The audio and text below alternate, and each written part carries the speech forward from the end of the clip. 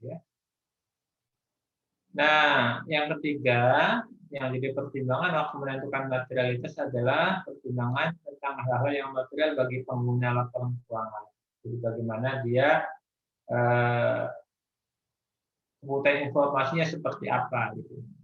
Mungkin kalau misalnya bagi kreditur ya yang mau ngasih pinjaman, kalau misalnya ada salah di beban bunga misalnya gitu ya, mungkin tidak masalah gitu ya. Karena dia kebutuhan dia adalah bukan di biaya tapi di asetnya misalnya begitu ya. Tapi kalau misalnya bagi orang pajak, gitu ya, pemeriksa pajak, salah beban bunga bisa jadi masalah gitu ya. Nah, seperti itu. Ada juga pertimbangan dari si pengguna. Ya. Nah, berikutnya adalah ketika kita menetapkan materialitas itu ada beberapa tahap. Yang pertama adalah kita tentukan materialitas awal atau materialitas untuk laporan keuangan secara keseluruhan. Ya, dalam kasus yang 5% dari laba sebelum pajak itu adalah materialitas secara keseluruhan atau materialitas awal. Ya. Nah, habis itu baru ditentukan performance materiality.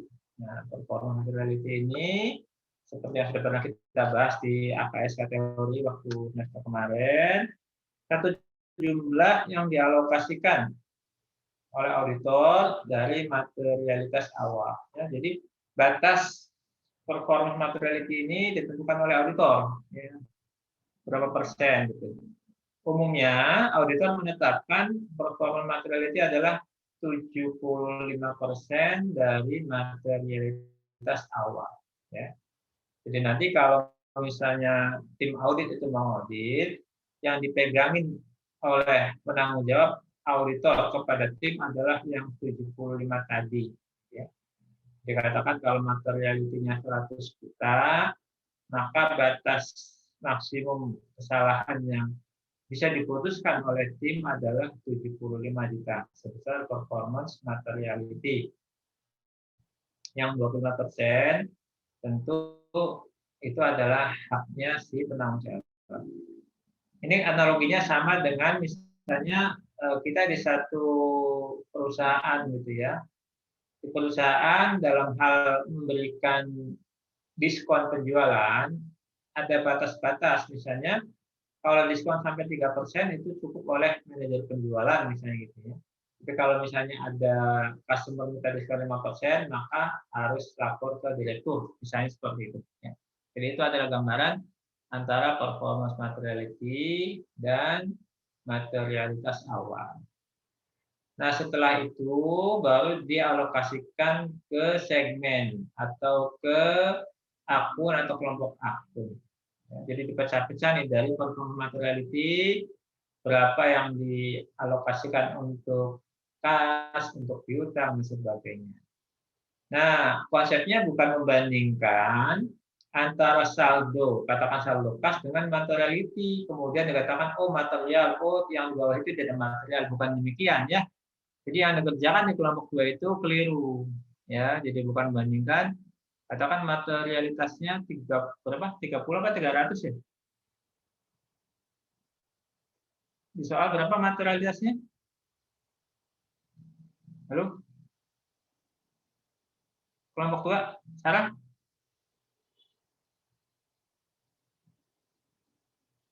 Iya, Pak. Materialitinya berapa di soal? 5%, Pak. Bukan, angkanya. 21 $20.929, Pak. Ya, 21.000 kalau dibulat. 20.000. Nah, ketika kita membagi ke akun-akun, bukan dibandingkan saldo akun dengan 20.000 itu, ya. Itu kan di soal ada di kotak kerja tuh ada tuh. Ini material tidak material, bukan gitu konsepnya ya. Itu. Yang benar adalah dari 20.000 sekian itu kemudian dialokasikan misalnya kas karena risikonya tinggi, kita bikin angka materialnya ya sebesar 50% dari performance materiality misalnya ya. Katakan kalau tadi materialitasnya 20.000, berarti materialitas untuk kas adalah 10.000 setengahnya. Kalau yang misalnya 70% berarti 15.000 dan seterusnya. Ya. Jadi ketika ada di step 3 ini menggambarkan berapa sih batas salah yang bisa ditoleransi pada akun. Jadi kalau misalnya sebutlah kas, anggap kita tetapkan batas materialitasnya 50% dari MA, gitu ya, jadi kira-kira 10.000. Artinya apa? Kalau di kas itu ada salah di bawah 10.000 masih tidak material, tetapi kalau salahnya di atas 10.000 baru namanya material. Ya. Itu ambang batas, ya. Kalau jangan sampai keliru paham. Ya. Kemudian pada tahap keempat, setelah kita selesai ngaudit, kemudian kita kumpulkanlah salah saji yang ada di semua akun yang kita temukan, kemudian kita gabungkan berapa sih totalnya, gitu ya. Kemudian baru di-compare di tahap 5 dengan materialitas awal yang kita tetapkan. Salah saji itu terjadi kalau auditor ngusulin koreksi, klien nggak setuju. Ya, itu namanya mengandung salah saji. Kalau auditor masih koreksi dan klien setuju, maka salah sajinya sudah hilang. Ya. Nah, ini dia yang saya jelaskan tadi. Jadi auditor nge-set materiality threshold ya di awal penugasan yang tadi tuh 5%, ya. Nah, threshold ini menunjukkan jumlah maksimum ya kesalahan yang tidak mempengaruhi keputusan pengguna. Ya. Yang tadi mungkin kalau penggunanya kreditur sekian, bisa beda dengan penggunanya kalau orang pajak. Nah, faktor-faktor yang mengaruhi pertimbangan materialitas adalah tadi ya, nggak ada nih jumlah tetap atau jumlah yang absolut ditetapkan oleh standar, itu nggak ada. Ya. Kemudian biasanya didasarkan pada kebutuhan, ya gitu tuh, perlu evaluasi dan sebagainya. Dan ketika kita menentukan materialitas, tentu kita juga harus mempertimbangkan faktor-faktor kualitatif, ya bukan sekedar 5% dari laba sebelum pajak misalnya, itu bukan sekedar angka besarannya, tapi faktor-faktor non kuantitatif atau kualitatif pun harus dipertimbangkan. Contohnya misalnya ketika kita menemukan kesalahan karena pelanggaran peraturan pajak, ya misalnya orang itu tidak memotong pajak, angkanya di bawah materialitas. Nah, meskipun angkanya di bawah materialitas, karena dia melanggar ketentuan perpajakan, maka kita menggunakan faktor kualitatif dalam artian material juga, ya maksudnya begitu. Oke, nah ini yang saya bilang tadi, ya ada materialitas awal, performance, sama TE. Ya. Jadi materialitas itu ambang batas yang ditetapkan sebagai dasar narik kesimpulan. Ya. MA menentukan performance-nya, tentukan TE. TE ini per akun atau kelompok akun ya yang tadi kita bahas.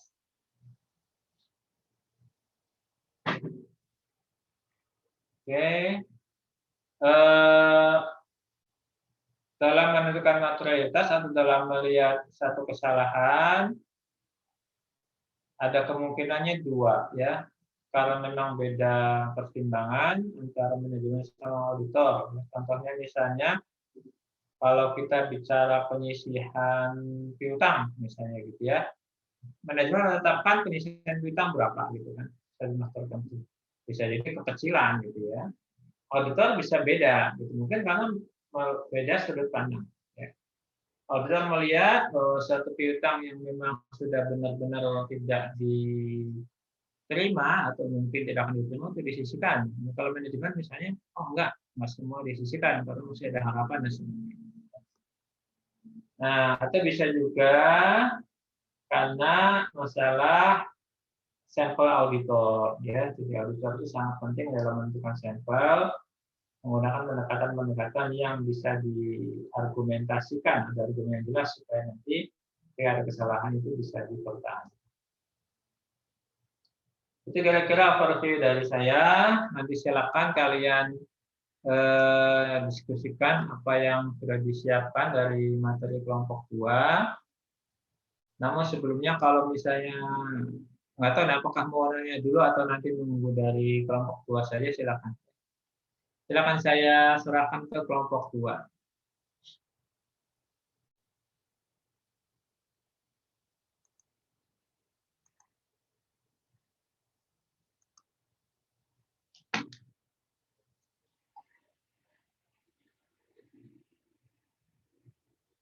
Izin, Pak. Untuk co-hostnya bisa diganti ke saya.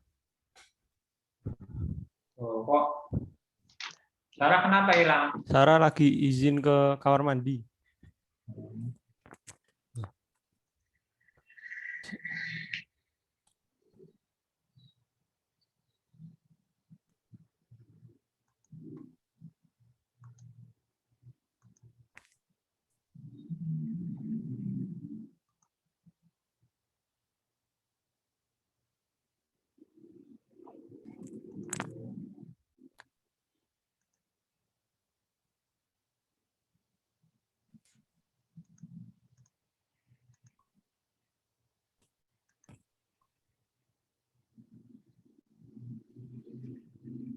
Siapa dari Ihsan ya?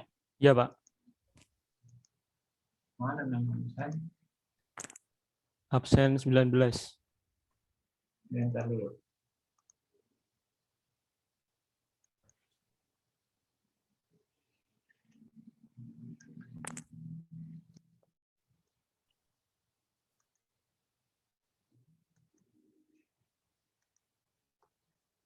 Silakan, San. Siapa? Izin share screen, Pak.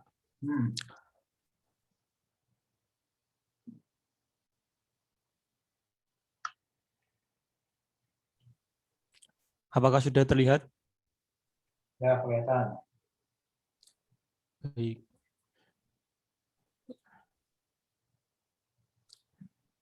Izin mulai, Pak. Assalamualaikum warahmatullahi wabarakatuh. Selamat pagi, Pak Adi. Selamat pagi, teman-teman semuanya. Selamat pagi.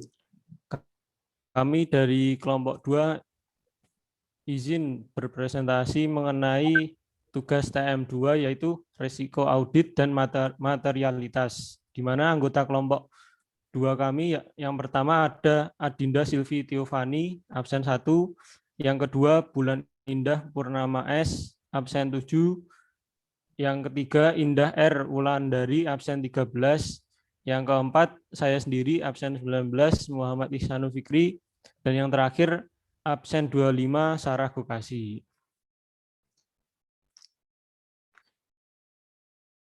Bahasan kita yaitu yang pertama penentuan materialitas, yang kedua analisis risiko audit, yang ketiga analisis akun yang dipertanyakan, yang keempat penilaian risiko kegagalan finansial, yang kelima penilaian keseluruhan risiko audit.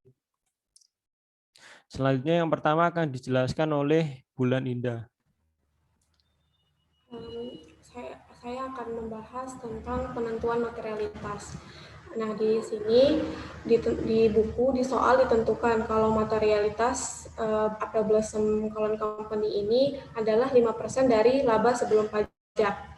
Jadi kita cari dulu berapa material threshold-nya dengan mengalihkan besar pajak sebelum laba tahun 2003 dikali 5%. Kita peroleh angka sebesar $20.929. Nah, di sini kami menggunakan 2 pendekatan untuk menentukan materialitasnya. Yang pertama, menggunakan laporan keuangan tahun 2003 Apple Blossom Colon Company. Di sini kami membandingkan angka 5% tersebut, yaitu sebesar 20.929 dengan tiap akun pada income statement dan laporan posisi keuangan Apple Blossom. Apabila saldo akun lebih dari 20.929, maka akun tersebut dinilai material. Dan jika lebih kecil dari 20.929, maka dinilai tidak material. Nah, di sini di tabel ini disajikan penilaian terhadap saldo tiap akun pada income statement dan laporan keuangan. Bisa dilihat contohnya sales. Di situ saldo per books di tahun 2003 itu sebesar 4.272.623. Nah, di sini kami membandingkannya dengan materialitas yang telah ditentukan, yaitu 20.929. Jadi menurut kami saldo ini lebih besar dari 20.929 sehingga dinilai material. Begitu juga dengan akun-akun yang lain. Bisa dilanjut, Isa. Semua akun dibuat seperti itu, dinilai apakah lebih besar dari 20.929 atau lebih kecil. Begitu juga lanjut.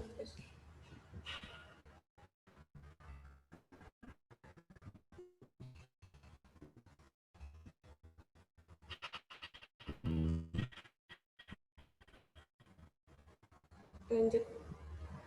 Dan di standar OVASH pada Big Billy National Bank per books di tahun 2003 itu ada 846.541. Nah, ini dibandingkan dengan materialitas 20.929. Jadi kami menganggap saldo ini material. Nah, catatan yang kedua, kami menggunakan perubahan saldo laporan keuangan 2002-2003 apel basam. Jadi seperti sudah kita kerjakan di TN1, di mana kita membandingkan saldo audit 2002 dengan saldo per 2003. Nah, di sini kita membandingkan perubahan tahun 2002-2003 dengan materialitas yang telah ditetapkan, yaitu sebesar 20.929. Nah, apabila perubahan saldo lebih besar dari 20.929, maka perubahan tersebut dinilai material. Tapi jika lebih kecil dari 20.929, maka dinilai tidak material. Untuk tiap akun dilakukan tahap yang sama, yaitu membandingkan perubahannya dengan materialitasnya.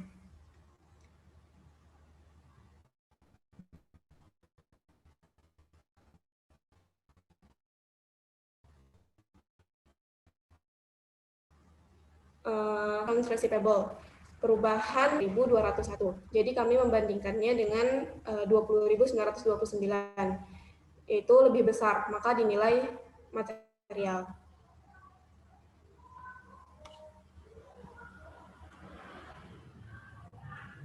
Begitu juga di akun-akun yang lain dilakukan tahap yang sama. Lanjut. Dan di income statement juga dilakukan penilaian yang sama.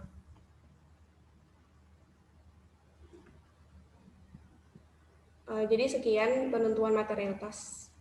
Selanjutnya akan dijelaskan oleh teman kami. Terima kasih.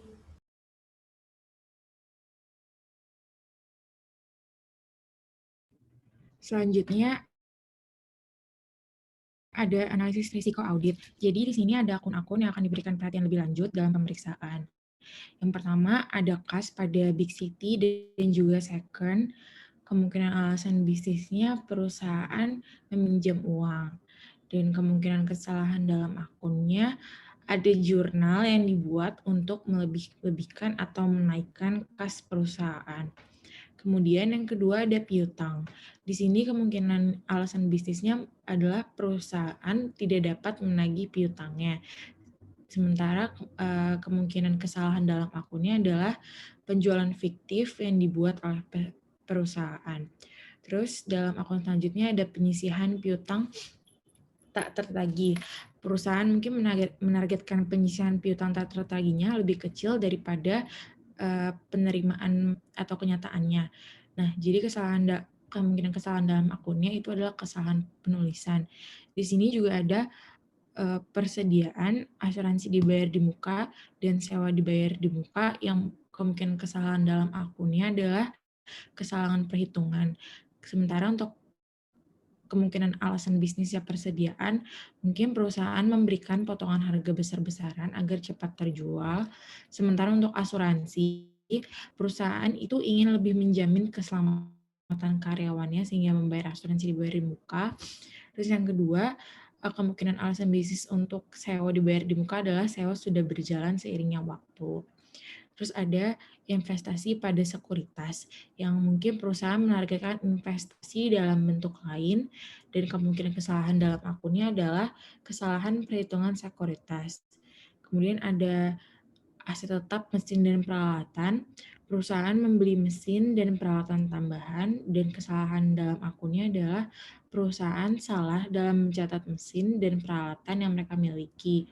Kemudian untuk akumulasinya, perusahaan kemungkinan kesalahan dalam akunnya mungkin adalah kesalahan perhitungan pada saat melakukan depresiasi. Terus selanjutnya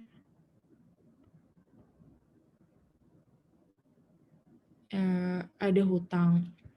Di sini kemungkinan alasan bisnisnya ada perubahan termin pembayaran dari vendor atau yang memberikan hutang. Terus kemudian ada kesalahan akunnya, beberapa transaksi yang belum direkam. Kemudian ada pajak gaji yang masih harus dibayar. Itu penyebabnya ada perubahan gaji karyawan, dan kesalahan dalam akunnya mungkin ada kesalahan perhitungan pajak gaji yang masih harus dibayar. Kemudian ada utang gaji, sama seperti utang tadi, dan ada pajak properti yang masih harus dibayar, yaitu perusahaan membeli properti baru. Dan kesalahan dalam akunnya adalah perusahaan salah dalam mencatat properti yang mereka miliki. Kemudian bunga yang masih harus dibayar. Adanya kenaikan hutang menyebabkan kenaikan bunga. Dan kesalahan dalam akunnya adalah ada beberapa transaksi yang salah hitung. Terus ada utang dividen dan utang PPH. Kalau hutang dividen, perusahaan menambah investasi, sedangkan kalau hutang PPH ada karena adanya penurunan penghasilan, dan kemungkinan kesalahan dalam akun hutang dividen adalah kesalahan perhitungan. Begitu juga dengan hutang PPH. Kemudian ada wesel bayar yang jangka pendek. Perusahaan berarti telah melunasi weselnya, dan kemungkinan kesalahannya adanya wesel bayar yang mungkin perusahaan belum rekam. Lalu ada laba ditahan dan laba bersih saat ini. Kemungkinan alasan bisnisnya keduanya memiliki kenaikan pada saat perhitungan laba.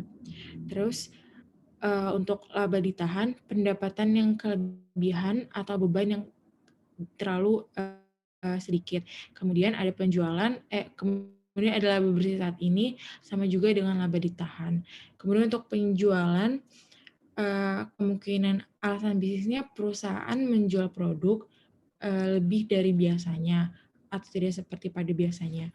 Kemudian kesalahan bisnisnya adanya penjualan fiktif yang dibuat sengaja oleh perusahaan. Lalu harga pokok penjualan ini karena kemungkinan adanya kenaikan harga pokok penjualan sejalan dengan kenaikan penjualan. Sedangkan kesalahan dalam akunnya, kesalahan perusahaan dalam menghitung persediaan. Lalu ada beban gaji, perusahaan merekrut karyawan baru atau gaji karyawan dinaikkan. Sementara itu kesalahan dalam akunnya adanya karyawan yang dibayar lebih atau pihak dalam yang bermain-main dalam adanya proses penggajian ini. Terus beban perlengkapan kantor, perusahaan membeli perlengkapan kantor baru.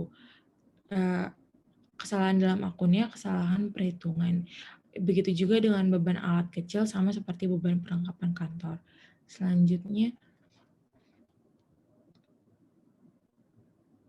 kemudian ada beban iklan. Kemungkinan alasan bisnis yang ada, penjualan yang meningkat, butuh biaya iklan yang lebih tinggi. Sementara kesalahannya adalah kesalahan perhitungan. Begitu juga dengan beban pajak properti dan beban listrik, air, dan telepon, adanya kesalahan perhitungan atau pengelompokan akun beban. Lalu kalau untuk beban pajak properti, itu mungkin adanya kenaikan pajak properti untuk alasan bisnisnya.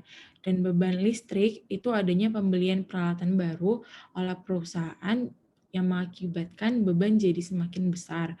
Lalu ada beban biaya profesional, yaitu perusahaan mungkin mengalami perkara hukum lebih dari biasanya. Lalu ada beban lain-lain. Kemungkinan alasan bisnisnya adalah adanya beban-beban selain yang tidak pernah muncul sebelumnya. Terus kesalahan akunnya, perusahaan mungkin menyembunyikan penipuan yang tercermin dalam akun ini juga mungkin dilakukan untuk memperbesar beban. Jadi bisa mengurangi laba. Lalu provisi untuk bad debts.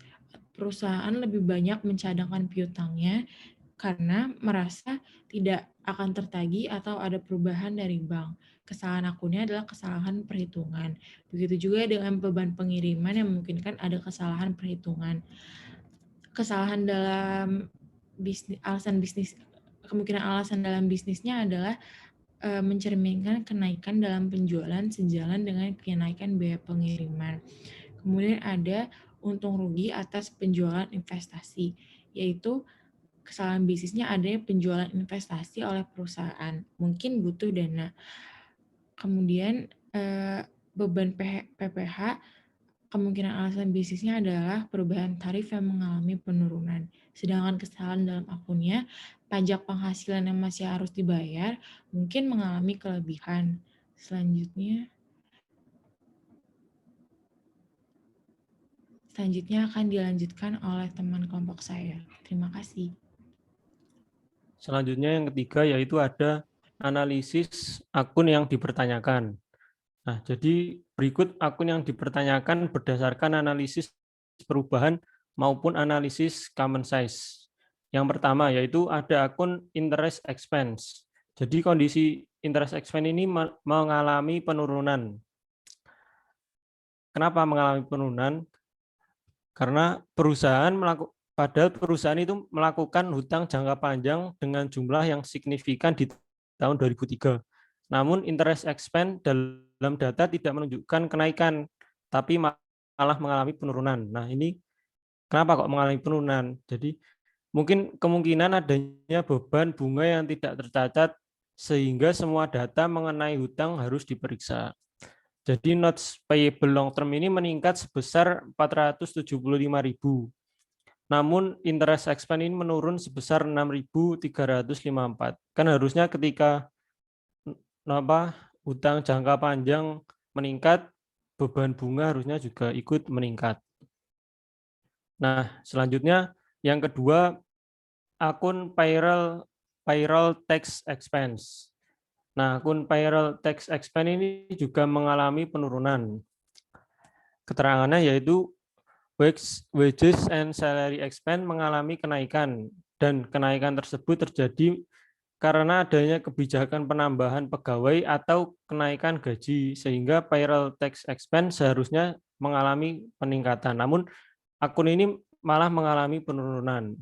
Nah, akun wages and salary expense ini meningkat sebesar 89.943, namun payroll tax expense menurun sebesar 1.926. Harusnya ketika wages and salary expense ini meningkat, payroll tax expense-nya juga harusnya meningkat.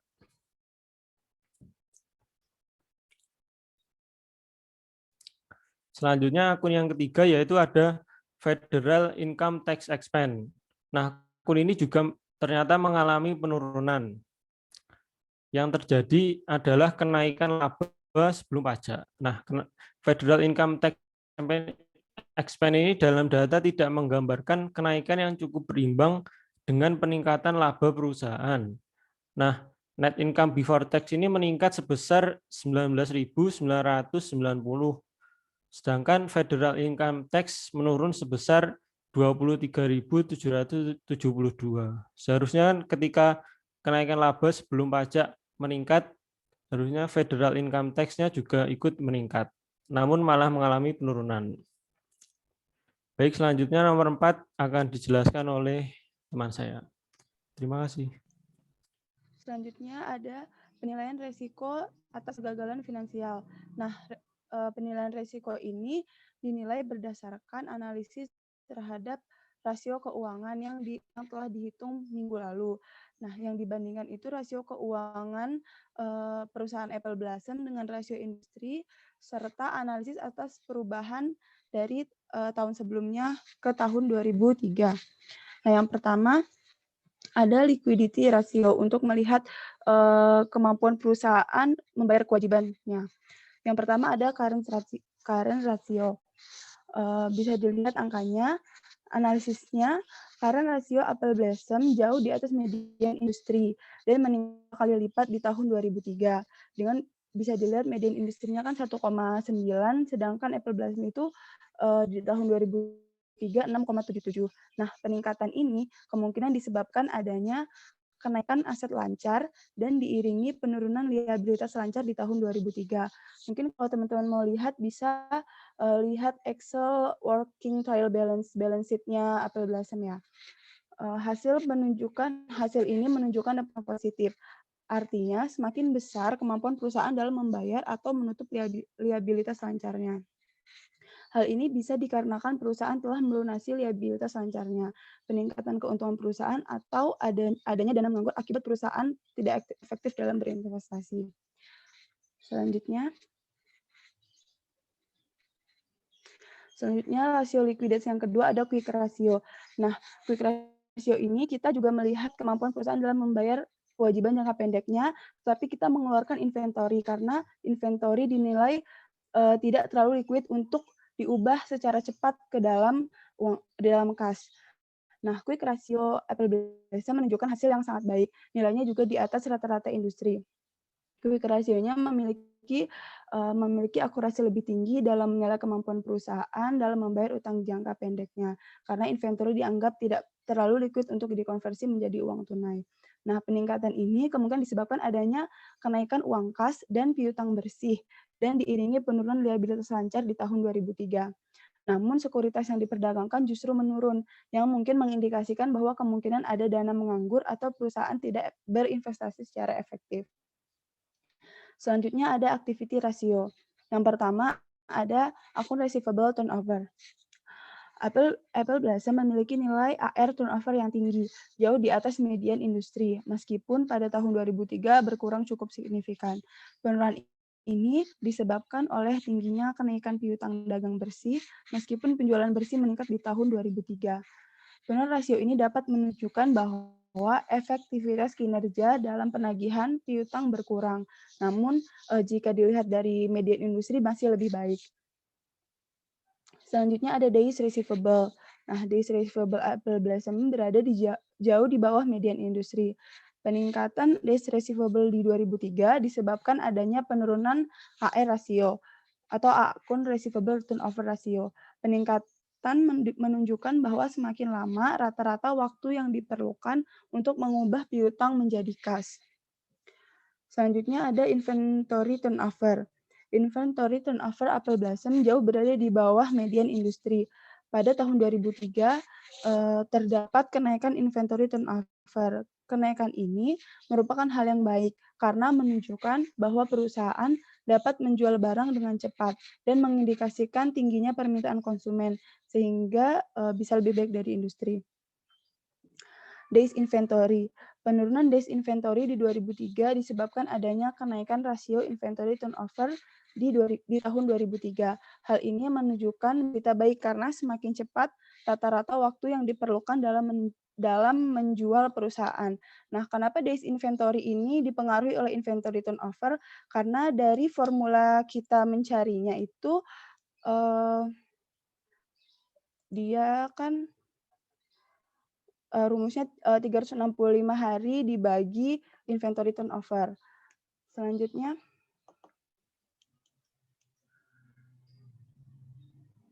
kemudian ada aset turnover. Nah, aset turnover perusahaan di bawah rata-rata industri dan juga mengalami penurunan sebesar 0,07. Penurunan ini disebabkan oleh tingginya kenaikan total aset. Meskipun penjualan bersih meningkat di tahun 2003. Hal ini menunjukkan bahwa kondisi operasional perusahaan menurun karena pemakaian aset kurang optimal dalam menghasilkan penjualan dan masih tertinggal dari rata-rata industri. Selanjutnya ada profitability ratio. Yang pertama ada income to net worth atau return on equity. ROE perusahaan di atas rata-rata industri dan dilihat dari kenaikannya dia meningkat sedikit. Nah, kemungkinan peningkatan ini disebabkan tingginya kenaikan pendapatan bersih meskipun ekuitas meningkat di tahun 2003. Nah, kenaikan ini mencerminkan efisiensi penggunaan modal dalam mencapai tingkat keuntungan yang telah meningkat. Selanjutnya, income to total asset atau return on asset ratio. ROA perusahaan di atas rata-rata industri dan nilainya sedikit meningkat di tahun 2003. Peningkatan disebabkan tingginya kenaikan pendapatan bersih meskipun total aset meningkat di tahun 2003. Kenaikan hasil ini mencerminkan efisiensi penggunaan semua aset perusahaan dalam mencapai tingkat keuntungan telah meningkat. Selanjutnya ada leverage ratio. Yang pertama ada liabilitas to net worth. Liabilities to net worth perusahaan di bawah rata-rata industri dan terjadi kenaikan tren sebesar 0,01 di 2003. Nah, peningkatan ini disebabkan perusahaan menerbitkan note payable jangka panjang, namun tapi penerbitan note payable jangka panjang ini tidak berdampak signifikan, yang menunjukkan bahwa perusahaan tidak terlalu bergantung pada utang dalam mendanai operasionalnya. Bisa dilihat di laporan keuangan perusahaan, modal perusahaan lebih banyak bergantung pada common stock dibanding utangnya. Selanjutnya ada liabilities to total asset. Perusahaan memiliki tren yang sedikit meningkat di tahun 2003. Peningkatan ini disebabkan tingginya kenaikan total liabilitas meskipun total aset meningkat di tahun 2003. Rasio menunjukkan bagian aset yang dibelanjakan dengan utang semakin meningkat sehingga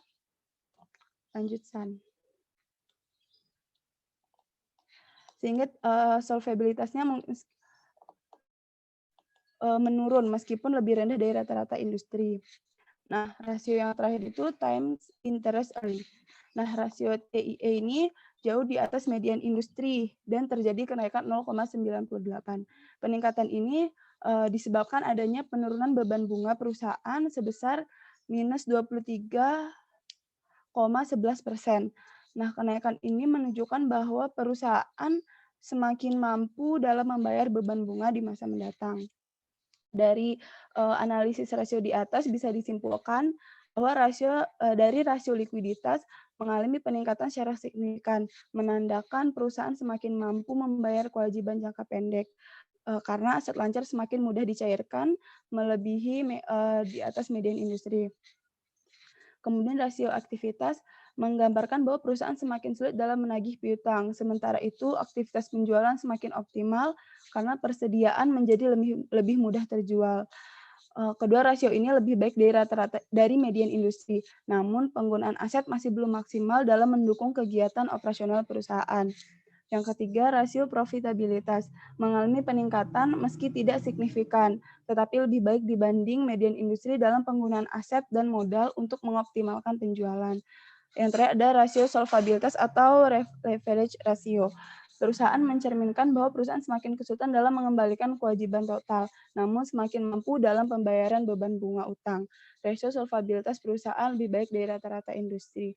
Nah, dari poin-poin di atas dapat disimpulkan bahwa perusahaan memiliki kemungkinan yang kecil untuk mengalami kegagalan finansial.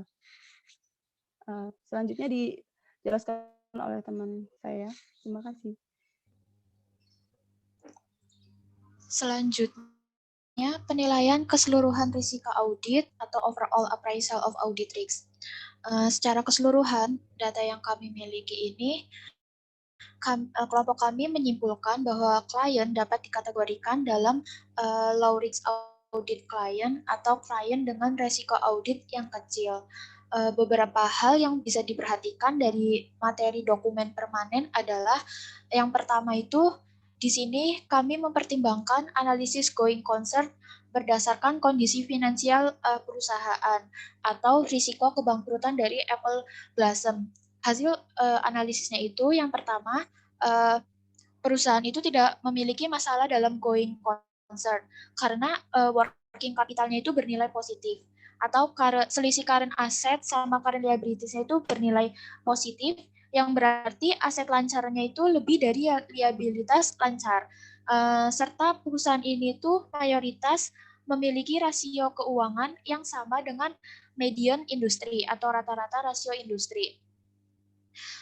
Yang kedua itu, meskipun tadi working capitalnya tuh sama seperti rata-rata rasio industri, tetapi terdapat beberapa rasio yang berbeda secara signifikan. Di antaranya itu liquidity ratio dan activity ratio. Karena meskipun perusahaan ini tuh memiliki current ratio yang tinggi, tetapi quick ratio, inventory turnover, days inventory, dan asset turnover-nya itu cenderung rendah dari median industri. Hal ini terjadi karena perusahaan memiliki aset lancar sangat tinggi, tetapi bukan disebabkan dari tingkat penjualan yang tinggi, tetapi disebabkan dari peningkatan pos akun kas dan setara kas yang meningkat drastis, dan menurut kelompok kami tadi itu memiliki resiko salah saji yang material. Selanjutnya, yang ketiga itu Apple Blossom memiliki perputaran piutang rata-rata 21,99. Kelompok kami itu bulatkan menjadi 22, yang artinya tuh dalam setahun berarti pelanggan melunasi kreditnya dengan rata-rata jangka waktu 17 hari. Seperti tadi udah dijelasin, perusahaan kan mengalami peningkatan pos akun piutang dan piutang tidak tertagih secara signifikan jika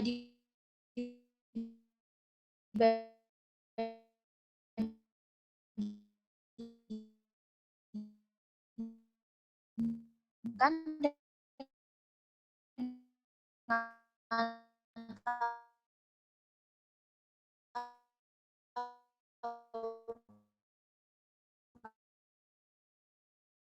lalu tapi ini baik dan memiliki pelanggan yang berkualitas dalam hal pelunasannya.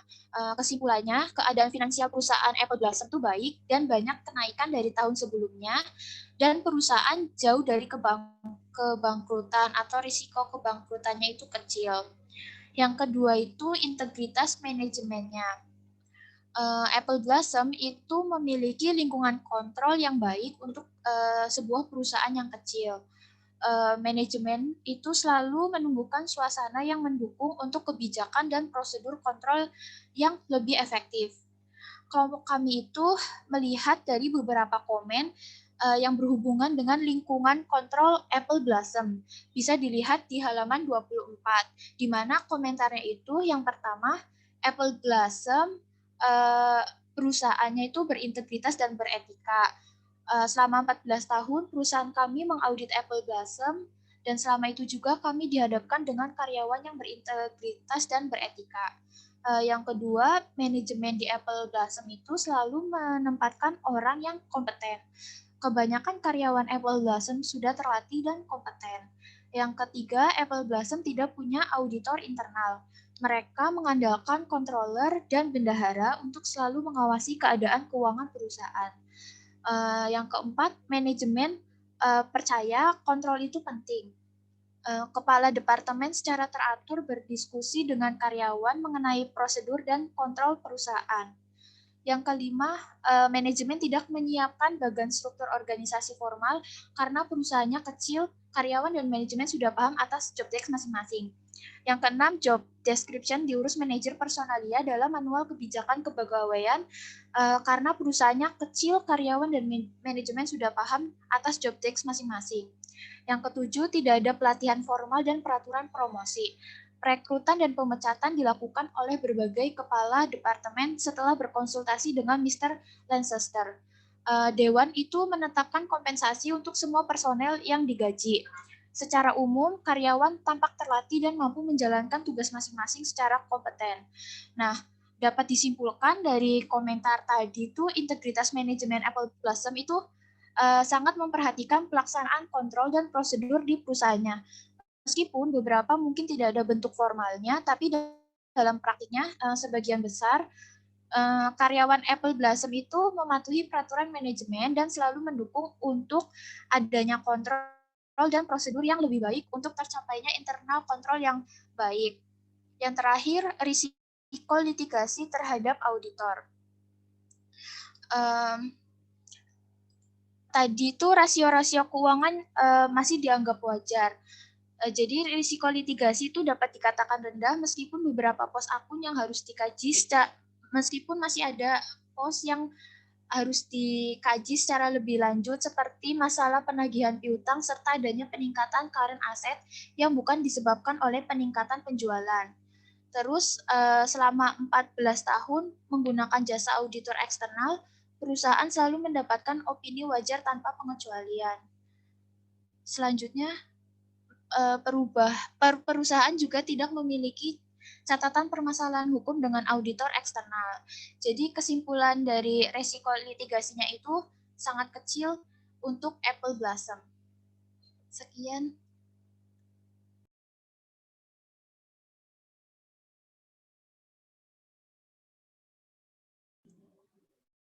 Mungkin sekian presentasi dari kelompok kami. Pak, ini langsung diskusi ya, Pak? Ya, silakan diskusi aja. Saya Bagi teman-teman yang dulu ya. Oke, baik, Pak. Bagi teman-teman yang ingin bertanya, dipersilakan. Izin bertanya, Indah. Boleh, biasa. Aku mau bertanya gimana pendapat kalian terkait sales yang naiknya tuh yang salesnya naik kan, tapi account receivable-nya tuh naiknya dikit banget gitu kan, kenaikan di itu sampai 366 guys. Kalian curiga, maksudnya tuh merasa ini dipertanyakan nggak terkait allowance for bad debts-nya itu yang naik sampai 67% gitu. Kan ini mereka juga tadi penagihannya juga kan lemah kan, penagihan receivable-nya. Terus tuh selain for bad debts-nya itu juga gede gitu. Nah, pendapat kalian terkait ini gimana gitu? Ada resikonya gitu. Makasih, Indah. Oke, makasih ya, Sa. Ada lagi teman-teman?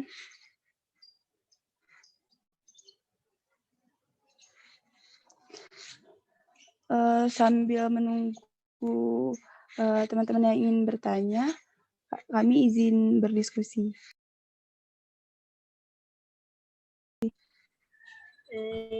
Mau nanya soal yang overall risk itu. Kan kalau di komen yang control environment, menurut komen itu, Apple Blossom nggak percaya sama internal auditor, ya lebih percaya sama controller sama bendahara, dan terbukti bahwa mereka perusahaannya sehat gitu.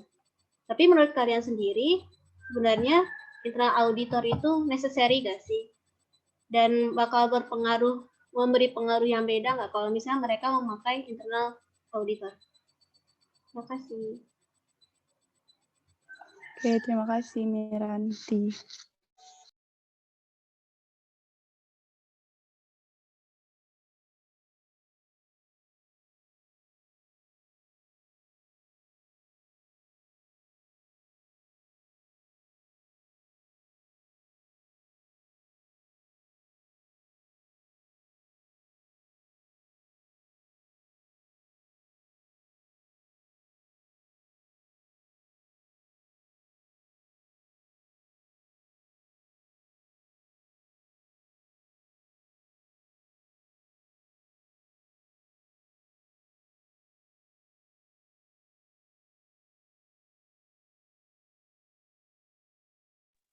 Pak, izin sebentar, Pak.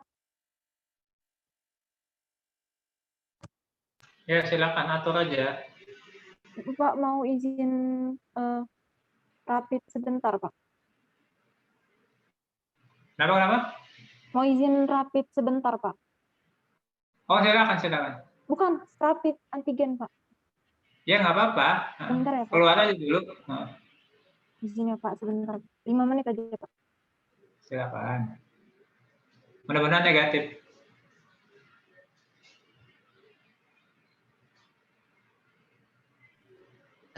izin bertanya.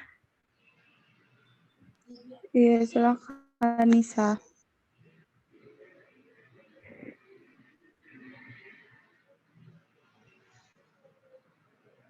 Silakan Nisa. Oke, saya ingin bertanya ya terkait dengan questionable account ya. Di situ kan ada salah satunya, kalau dari kelompok kelompok 2 tadi itu tidak ada menyebutkan terkait dengan akun accrued payroll tax ya. Nah, tapi di sini itu sepertinya terjadi perubahan yang sangat signifikan.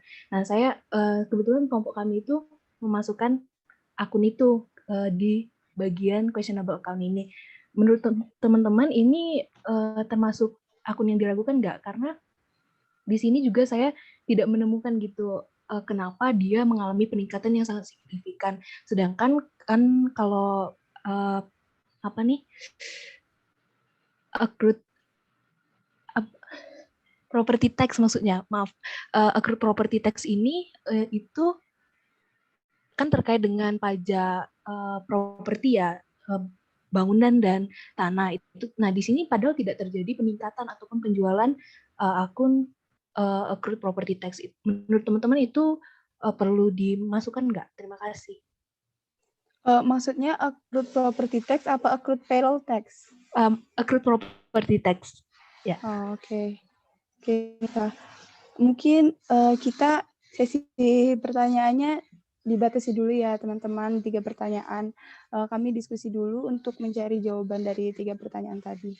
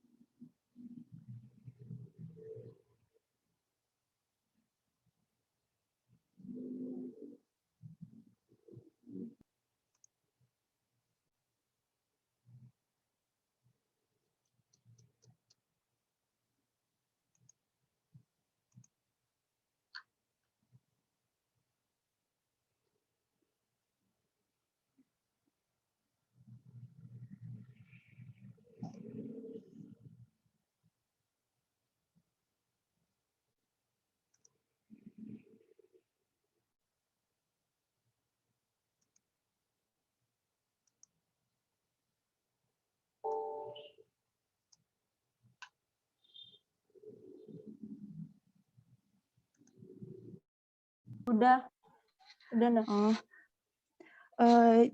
Kalau jawaban dari kelompok kami atas pertanyaan Yesat tadi yang tentang gimana ya, curiga enggak karena peningkatan salesnya meningkat tajam tapi AR-nya meningkatnya sedikit gitu kan. Nah, kalau menurut diskusi kelompok kami, kenapa salesnya meningkat tajam tapi AR-nya sedikit, itu kemungkinan bisa aja penjualannya itu atau salesnya itu penjualan dengan cash gitu, nggak mesti kredit. Karena dilihat dari akun cash-nya juga meningkat tajam kan dari 500 ke 800. Mungkin aja penjualannya itu lewat secara tunai, nggak lewat kredit. Kalau misalkan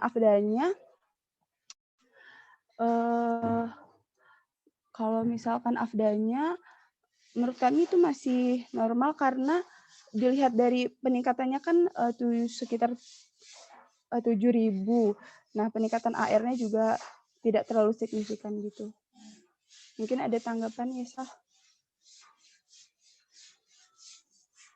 Ya udah, makasih Indah pendapatnya. Oke. Selanjutnya pertanyaan dari Nurunisa akan dijawab oleh Bulan. Tadi pertanyaannya tentang accrued property tax. Jadi seperti yang kita lihat tadi, kalau accrued property tax-nya di Apple Blossom itu meningkat. Ini kenapa nggak dipertanyakan? Karena ini diikuti dengan kenaikan propertinya Apple Blossom juga. Bisa dilihat, boleh di-share screen nggak?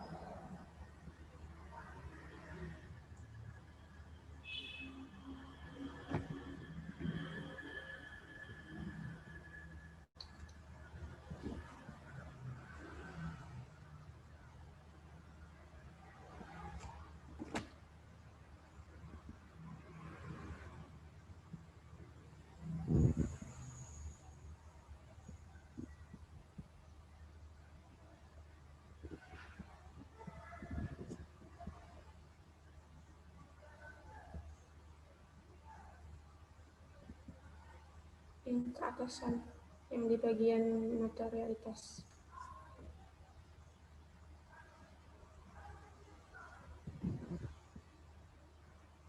Nah, itu yang perubahan.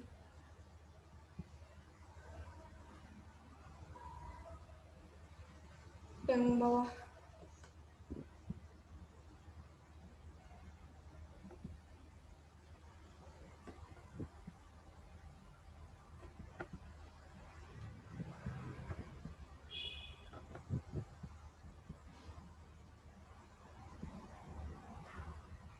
Yang ada perubahannya di slide 10.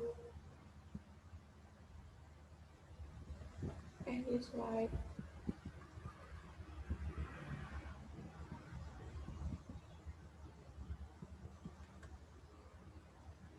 Nah, di situ di bagian liabilities. Itu accrued property tax-nya naik sebesar 55,8%. Nah, ini kita lihat juga di bagian asetnya. Kalau ada juga kenaikan office furniture and fixture.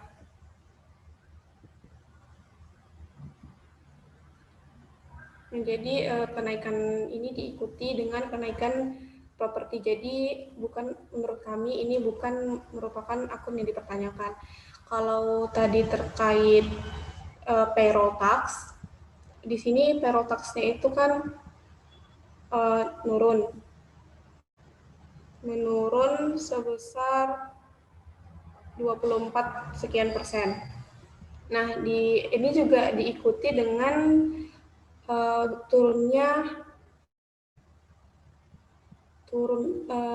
gaji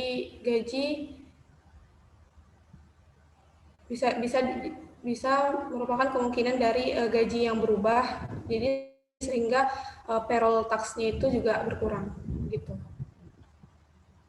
Gimana Nisa, apa ada tanggapan? Maksudnya kalau dia di sini propertinya itu terdiri dari land dan building kan, di situ kan tidak ada perubahan kenaikan ataupun penurunan gitu. Itu tapi ya. Di situ juga ada office furniture and iya. Berarti furniture and fixture. Termasuk ini ya berarti. Tidak hanya land building. Iya, oke. Terima kasih. Terima kasih.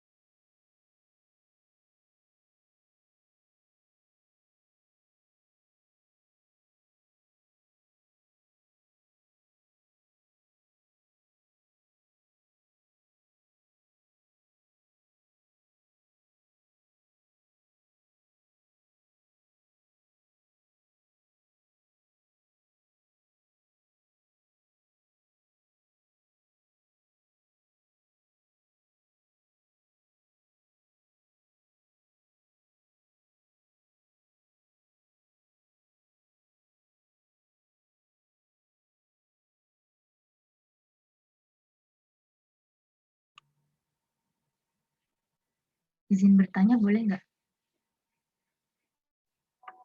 Boleh, Ratna. Jadi itu saya mau bertanya mengenai materiality. Tadi kan waktu review itu ada juga namanya, kan ada overall materiality, terus ada performance materiality sama tolerable materiality. Nah, tadi kan di PPT teman-teman kelompok 2 itu belum menjelaskan mengenai performance materiality dan tolerable error. Maksudku tolerable error. Nah, atau batasan salah saji yang masih bisa ditoleransi, istilahnya gitu. Nah, menurut kalian sendiri, berapa kira-kira tolerable error tadi, error yang masih bisa ditoleransi dengan Apple Blossom itu menggunakan 5% sebagai overall materiality, dan misal 75%-nya itu performance materiality. Itu aja sih. Terima kasih.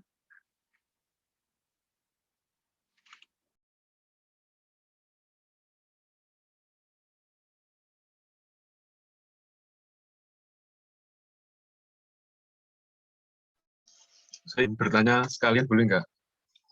Nyambung pertanyaannya Ratna tadi. Oke, Yosua. Terkait yang kesalahan yang boleh ditoleransi itu kan ada persentasenya ya untuk kelompok akun tertentu, misalnya untuk cash sekian, untuk piutang sekian, dan lain sebagainya per akun ada persentasenya sendiri. Nah, yang saya tanyakan itu besarnya persentase tiap-tiap akun itu apakah harus 100% nanti kalau dijumlahkan itu sama dengan yang performance materiality atau besarnya persentase itu kayak berdiri sendiri gitu. Misalnya kalau kas itu kan diharapkan kita ya kas itu nggak boleh ada kesalahan, jadi memang materialitasnya 0, sekian persen. Terus kalau misalnya untuk building, karena mungkin potensi kesalahannya itu kecil karena barang kelihatan ya, itu ada batasnya sendiri. Apakah itu berdiri sendiri tiap-tiap akun atau nanti kalau ditotalkan itu dari tiap akun jumlahnya 100% dan akan sama dengan yang performance materiality-nya. Terima kasih.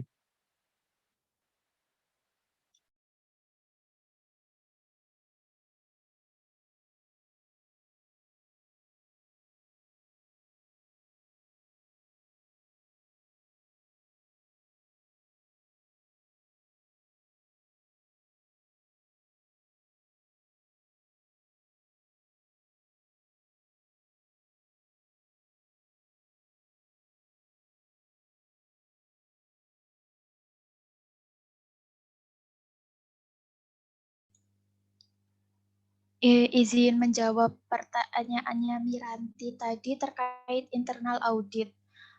Menurut kelompok kami itu sebenarnya internal auditor itu diperlukan karena bisa untuk memeriksa isu-isu atau potensi permasalahan di perusahaan. Sedangkan nanti auditor eksternalnya kan yang meneliti laporan keuangan sama mengeluarkan opininya. Nah, tapi itu untuk kasus Apple Blossom kan perusahaannya itu masih kecil, sedangkan perusahaan yang masih kecil itu biasanya internal auditnya itu dilakukan sendiri sama pemiliknya. Nah, hal itu kan bisa mengganggu objektivitas dalam menilai resiko sama membuat penilaian resiko lainnya kan. Jadi untuk kasus Apple Blossom tuh internal audit belum diperlukan. Mungkin nanti dengan berkembangnya perusahaan, mereka kan pasti banyak transaksi. Nah, butuh auditor khusus. Nanti mereka bisa mendelegasikan jasa konsultan keuangan yang ada. Gitu. Gimana Miranti? Baiklah, terima kasih.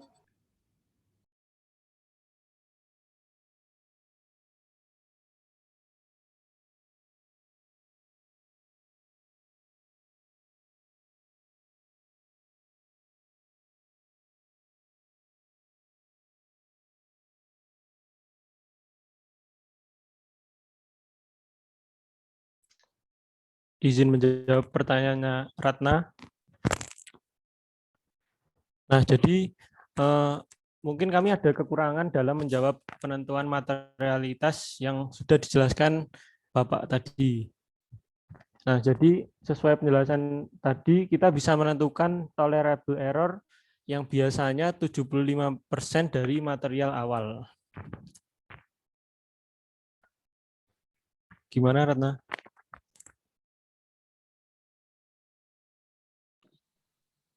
Gimana, maaf, Isan putus-putus di aku internetnya.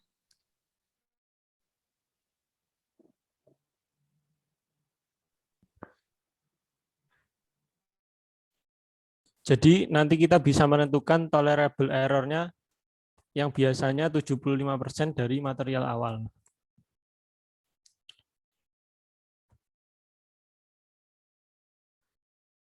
Apakah sudah terdengar, Ratna?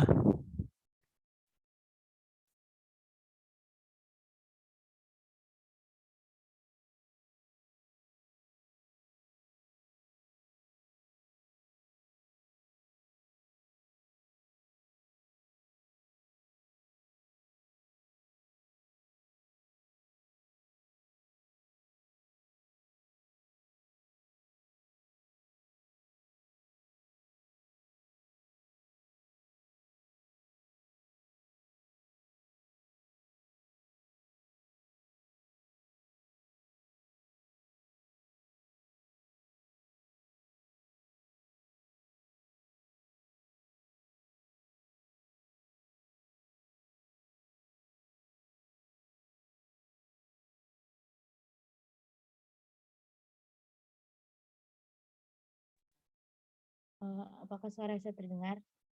Maaf tadi jaringannya ternyata tiba-tiba mati.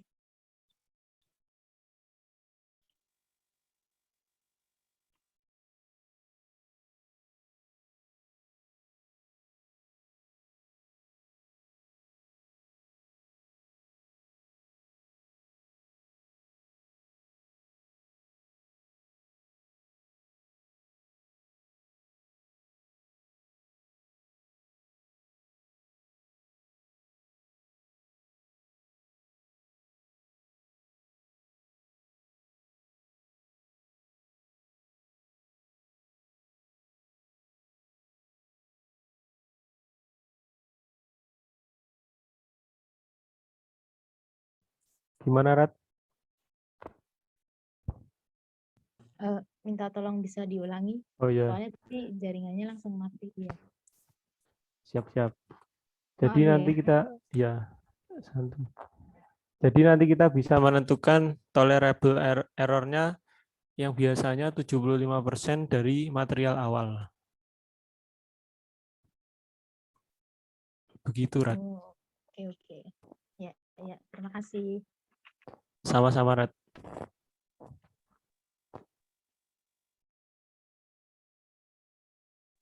Izin bertanya boleh nggak? Sebentar ya, Riki. Mungkin kami akan menjawab pertanyaan yang Yosua. Jadi kan tadi pertanyaannya Yosua, jadi tolerable error itu berdiri sendiri-sendiri, apa nanti kalau hasilnya dijumlah jadi sebesar performance materiality gitu kan, Yos? Gimana? Iya kan, Yos? Iya, gitu pertanyaannya. Kalau menurut kelompok kami, jadi kalau tolerable error itu kan dia dalam bentuk persen juga. Nah, kalau menurut kami dia nggak nanti digabung, nggak hasilnya nanti harus 100%, harus 100% senilai performance materiality-nya, gitu. Jadi kan kalau tolerable error tuh per akun aja bisa dibilang diri sendiri gitu. Nggak akumulasi nanti sebesar performance materiality-nya. Berarti apa ya? Murni pertimbangan sesuai karakteristiknya akun sendiri itu ya. Berapa? Jadi Iya, terima kasih info dan penjelasannya dari kelompok 2. Ya, sama-sama Yosua. Kalau gitu, karena pertanyaan yang tadi sudah terjawab semua, pertanyaan Ricky bisa diajukan, Ricky. Makasih Indah, makasih kelompok 2. Jadi aku pengen nanya terkait benchmark di perhitungan overall materiality. Kan di PPT Bapaknya as stated, accounting and auditing standards do not provide specific materiality guidelines kan. Nah dari situ berarti auditor dapat menentukan benchmark mana aja yang bisa dipakai. Nah, kalau di Apple Blossom itu kan benchmarknya itu income before tax. Nah, kira-kira benchmark apa aja yang bisa dipakai oleh auditor untuk menghitung overall materiality dan apa sih consideration si auditor untuk menggunakan setiap benchmark itu gitu. Terima kasih.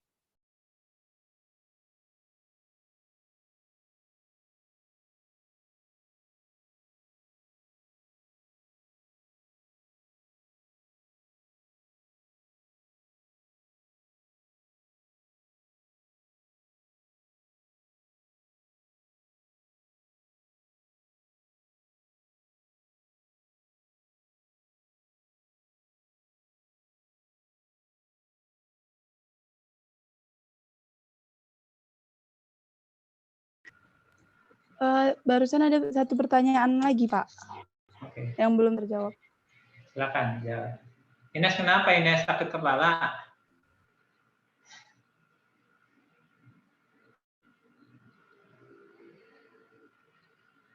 Enggak, Pak.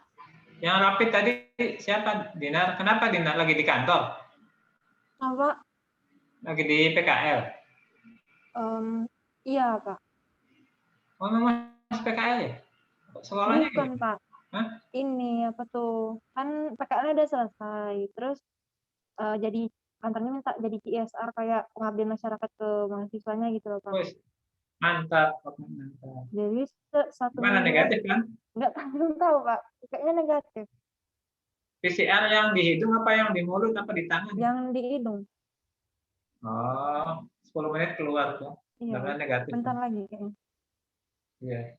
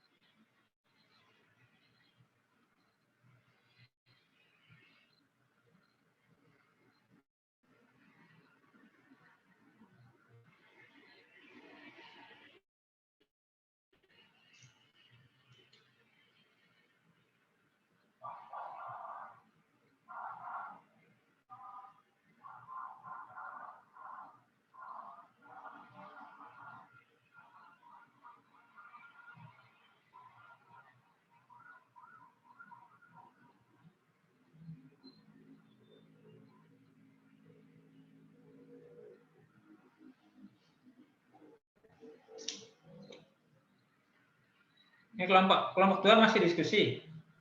Iya, Pak. Baik, sampai kelompok 2 diskusi. Saya tadi mau menyinggung beberapa pertanyaan. Misalnya penjualan naik, piutang turun, penyisian naik gitu ya. Nah, seperti yang pernah saya sampaikan sebelumnya, ketika kita ngaudit atau analytical review, tentu kita harus aware dengan perubahan-perubahan angka seperti itu. Namun bukan berarti kemudian perubahan itu mengindikasikan adanya satu masalah gitu ya. Jadi tetap harus dicek dulu apakah mungkin penjualannya banyak cash-nya misalnya begitu, atau malah kepiutang tapi nggak ketagih-tagih atau seperti apa gitu ya, sehingga kita bisa punya informasi yang cukup untuk membuat satu kesimpulan. Silakan sambil menunggu kelompok 2 berdiskusi, barangkali ada yang mau ditanyakan ke saya boleh. Nanti kita kuis kira-kira 15 menit ya. Jadi kita sampai jam 9.45 lah maksimum ya diskusinya.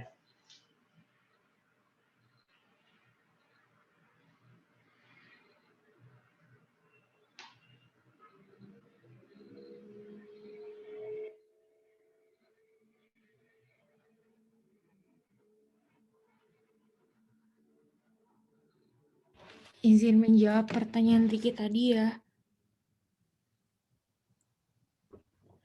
Mungkin akun-akun yang bisa digunakan untuk benchmark, yang pertama ada profit before tax atau laba sebelum pajak, terus total pendapatan dan total beban, kemudian gross profit, terus total ekuitas, dan yang terakhir net asset. Gitu Riki, gimana?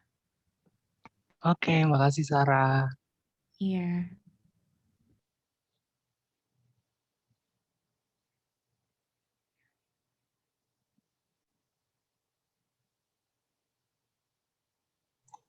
Teman-teman mungkin ada yang mau bertanya lagi atau berdiskusi?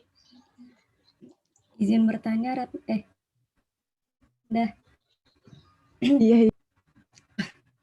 Jadi kelompok kami ada di bagian analysis of questionable accounts, itu kami ada buat akun machinery and equipment, karena di situ kan presentasi kenaikannya sebesar 86,01%. Sedangkan biasanya kan kalau machinery itu berhubungan sama depresiasinya ya. Depresiasinya itu kami lihat peningkatannya hanya 18,02% gitu. Nah, itu kami masukin ke questionable jadi analisis yang menjadi pertanyaan gitu. Nah, kalau tadi di kelompok kalian kalau tidak salah tidak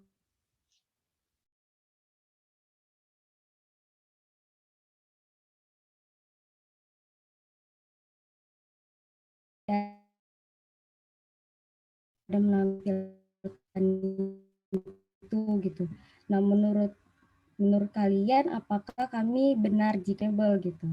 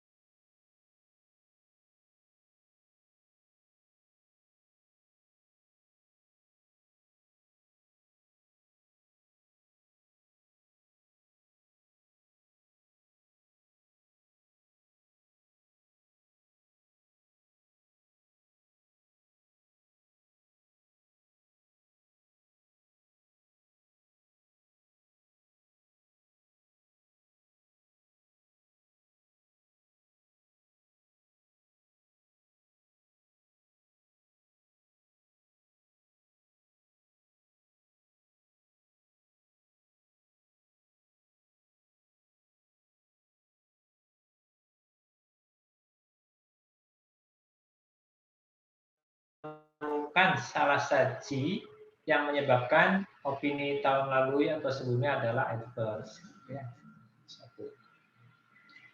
Nah, kalau bicara antisipasi mungkin bukan antisipasi ya, karena tanggung jawab laporan keuangan itu kan ada di perusahaan. Yang membuat dia adverse, dia disclaim atau apa itu kan ada di perusahaan. Nah, yang perlu dilakukan auditor ketika menemukan kondisi seperti ini adalah melihat apa sih ya yang membuat auditor sebelumnya yang ngasih opini adverse. Jadi akun apa saja yang mengandung salah saji, ya, misalnya aset tetap atau apa gitu ya. Kemudian kenapa penyebab salah sajinya gitu.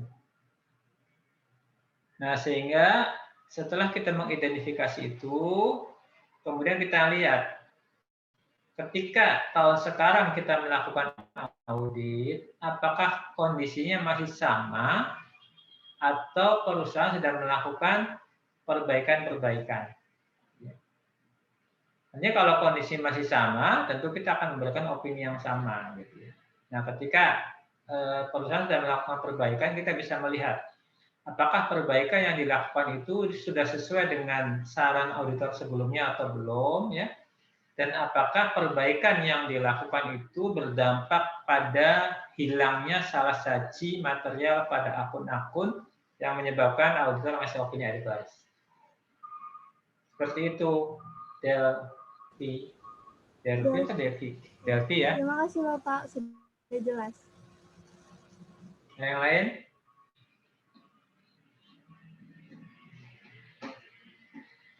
Materi Rabu kemarin jangan lupa ya, karena kalau lupa materi itu nggak bisa jawab kuis. Kalau ingat pasti dapat 100.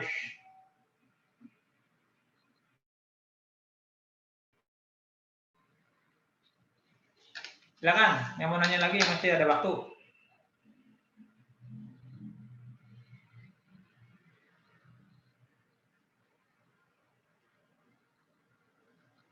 Kuliah sampai kapan nih? Libur?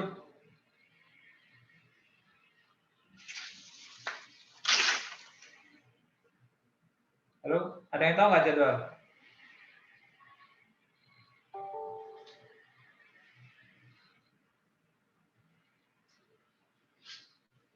Sampai Lebaran ya?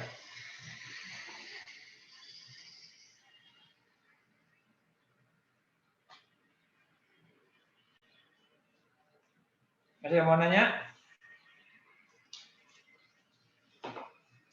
Udah nggak ada? Pak, izin bertanya. Silakan, Bek. Tadi kan kalau dari kelompok 2 itu kan materialitasnya itu 20-an ribu itu ya kan Pak. Berarti kalau misalnya di bawah itu masih tidak material. Nah, cara menghitungnya yang tidak material itu gimana Pak? Maksudnya kayak menentukannya itu apakah itu tuh dia ada faktor-faktor yang kualitatif tadi atau judgment auditor gitu Pak? Untuk mencarinya itu Pak. Dari apanya? Mencari nilainya itu material atau enggaknya itu Pak. Dari kita melihat datanya itu atau faktor-faktor kualitatif tadi atau judgment auditor itu gitu tadi Pak. Oh gini Mas, jadi kan kita ada menentukan batas materialitas ya kan, yang tadi itu 20.000 sekian. Ya. Kemudian waktu ngaudit kan kita misalnya nih kemungkinan menemukan salah saji ya, salah ngitung, salah angka dan sebagainya. Dan kita koreksi ya, kita usahakan koreksi ke perusahaan. Nah, kalau misalnya koreksi kita itu disetujui oleh perusahaan, berarti salah saji tadi hilang. Ya, sudah tidak salah saji. Nah, ketika ada koreksi yang tidak disetujui, misalnya gini, kita ngusulin koreksi 10 item gitu ya, misalnya. Kemudian manajemen hanya setuju 5 koreksi disetujui. Jadi yang 5 nggak disetujui, ya kan? Nah yang 5 nggak setuju ini kita jumlahin angkanya. Jadi koreksi ini sekian gitu ya, dampak ke misalnya ke laba ruginya berapa, ke aset berapa dan sebagainya. Kita jumlahin. Nah itu namanya audit difference ya. Jadi ada perbedaan audit. Nah total koreksi yang tidak disetujui itu kita bandingkan sama materialitas. Ya. Ketika total koreksi yang tidak disetujui jumlahnya lebih besar dari materialitas, berarti laporan keuangan mengandung salah saji material. Tetapi kalau masih di bawah, tidak material. Nah, kalau salah saji material berarti opininya nggak bisa wajar ya. Harus misalnya wajar dengan pengecualian atau tidak wajar. Gitu, Pik. Hitungnya. Oke, udah jelas Pak. Makasih Pak. Sip. Yang lain? Yang belum nanya siapa nih? Made udah nanya belum, Made? Belum, Pak. Kenapa enggak nanya? Saya izin bertanya, Pak, terkait analisis akun-akun yang dipertanyakan atau questionable account. Nah, itu kan biasanya kita menganalisisnya itu tadi melihat kayak kalau ada kenaikan atau penurunan dari saldo akunnya, terus kita membandingkan kayak penurunannya nggak wajar atau kenaikannya nggak wajar. Tapi tadi Bapak bilang kalau misalkan kenaikan dan penurunan saldo akun itu memang harus diwaspadai, tapi dia nggak mengindikasikan adanya terjadinya masalah. Lalu, kalau semisal demikian, berarti yang harus benar-benar diperhitungkan dalam analisis questionable account itu apa, Pak? Selain kenaikan dan penurunan saldo.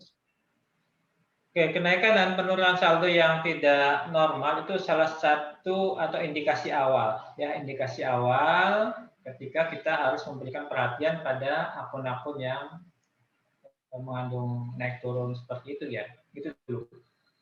Jadi kalau misalnya ada itu berarti kita perlu pastikan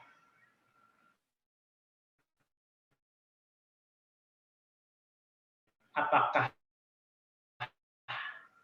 kenaikan penurunan yang kita nggak bilang tidak wajar ya, kenaikan atau penurunan yang tidak normal gitu ya, tidak normal itu terjadi karena adanya kesalahan atau karena memang ada kenaikan saja gitu ya, seperti itu. Jadi indikasinya satu itu ketika ada mutasi yang tidak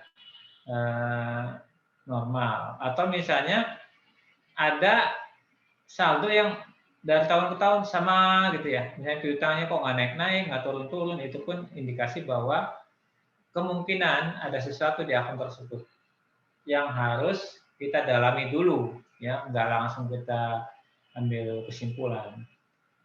Seperti gitu, nih Made Sekar. Baik, Pak. Terima kasih banyak, Pak. Oke. Emilia ada nanya?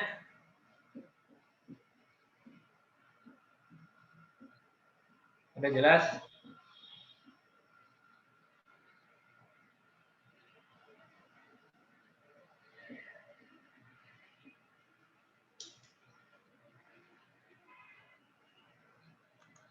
Gimana? Masih ada yang mau bertanya lagi? Ada siap kuis semua? Kuisnya esai ya, bukan pilihan ganda.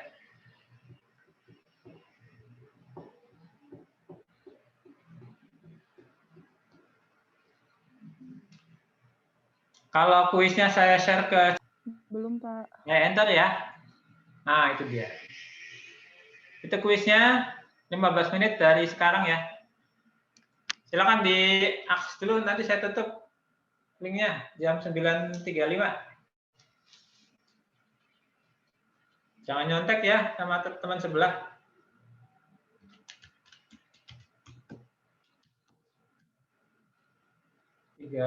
Berarti selesai, saya batasi 9.50.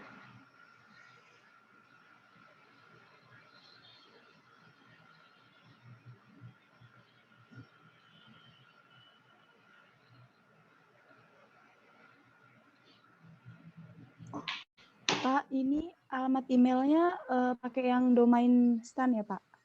Yang Gmail aja kalau punya. Udah semua nih, saya tutup Zoom-nya ya. Baik, Pak. Ada yang keberatan? Nah, saya tutup. 1, 2, 3.